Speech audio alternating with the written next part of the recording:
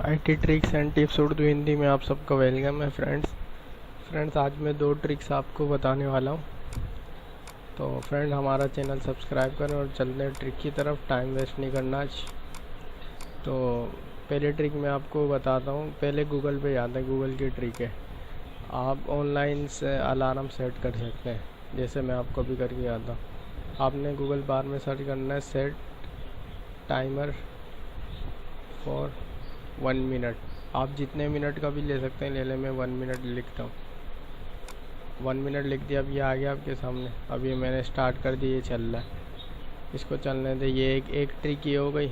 अब इसको मिनिमाइज़ करते हैं। अब दूसरी ट्रिक मैं आपको बता दूँ। दूसरी ट्रिक ये है कि ये मेरे पास ये कोड है कुछ, ये मैं डिस्क्रिप्शन में दे दूँगा।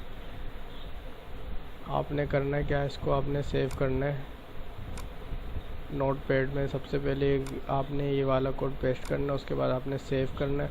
सेव करना है आपने डेस्कटॉप पे और लिखना है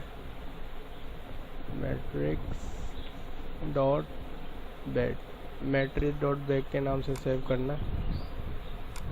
और ये सेव हो गया। अब देखें ये क्या होता है। ये देखें, दूसरी ट्रिक है। ये देखें, ये आपको पसंद आई होगी ट्रिक। ऐसा लग रहा है मुझ प्रोसेस चल रहा है। जी हाँ फ्रेंड, तो ये जो हमारा टाइमर था वो कंप्लीट होने वाला। अब देखें आप क्या बचता है।